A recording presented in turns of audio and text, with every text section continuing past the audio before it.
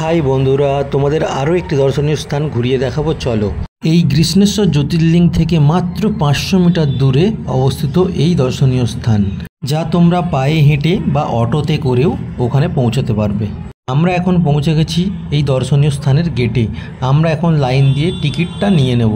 Ticket মূল্য প্রতি ব্যক্তি 40 টাকা করে। এই হচ্ছে টিকিটের কয়েন, এই হচ্ছে মেন গেট। এখানে আমরা কয়েনটা দিয়ে আমরা ভেতরে প্রবেশ করব।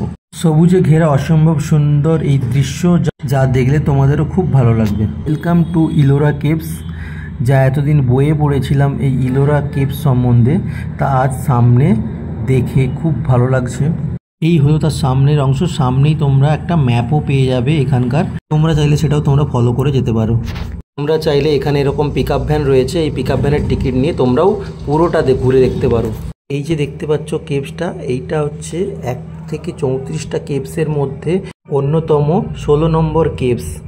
এটির মধ্যে রয়েছে কৈলাস মন্দির, যেটি একটি শিলা দ্বারা খোদাই কার্যের মাধ্যমে তৈরি হয়েছে। মন্দিরটি ইউনেস্কো ওয়ার্ল্ড হেরিটেজের মধ্যেও স্থান পেয়েছে। অসাধারণ স্থাপত্য ও আর্কিটেকচারের কাজ, যা দেখলে তুমি মুগ্ধ হবে। এই হলো সেই কৈলাস মন্দিরের ওপর থেকে তোলা অংশ, যা আধুনিক আর্কিটেকচারকেও হার মানায়। পাহাড়ের ওপরের অংশ থেকে খোদাই করে খনন কার্যের মাধ্যমে সৃষ্ট একটি স্থাপত্য। এই হলো সেই কৈলাস মন্দিরের শিবলিঙ্গ, আর এই হলো মন্দিরের ভেতরের অংশ। আর বন্ধুরা, তোমরা এই যে সামনের অংশটা দেখতে পাচ্ছ, এই অংশটি 20 টাকা নোটের মধ্যেও তোমরা দেখতে পাবে। এই হলো কৈলাস মন্দিরের নিচে থেকে তোলা মন্দিরের পাশের অংশ। এই মানুষগুলো দেখে তোমরা বুঝতেই পারছো পাহাড়ের উচ্চতাটা কতটা। হলো সেই প্রাচীন দেবীর মূর্তি। এটি প্রাচীন ভারতের ইতিহাসে স্থাপত্যবিদ্যা ও ভাস্কর্যের এক বিস্ময়কর নিদর্শন, যার গায়ে খোদাই করা ভাস্কর্য দর্শকদের মুগ্ধ করে। এই ইলোরা গুহাটি ভারতের মহারাষ্ট্রে অবস্থিত, একটি বিশ্বের ঐতিহ্যবাহী স্থান, যা হিন্দু, বৌদ্ধ ও জৈন ধর্মের স্থাপত্য ও ভাস্কর্যের একটি অসাধারণ নিদর্শন। এটি পশ্চিমঘাট পর্বতমালার চন্দ্রানী পাহাড়ে অবস্থিত। ইলোরা গুহাগুলি প্রাচীন ভারতের সমৃদ্ধ শিল্প ও স্থাপত্য ঐতিহ্যের ধারক। বাকিটা তোমরা এই ভিডিওর মধ্যে দেখে নাও।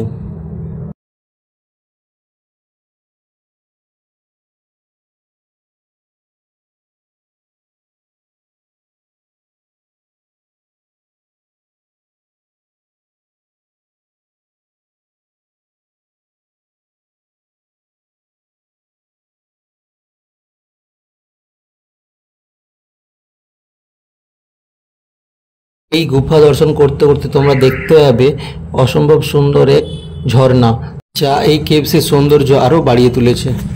আর এই হলো সেই 10 নম্বর কেভ। বৌদ্ধ সম্প্রদায়ের গৌতম বুদ্ধের প্রতিমূর্তি খোদাই রয়েছে।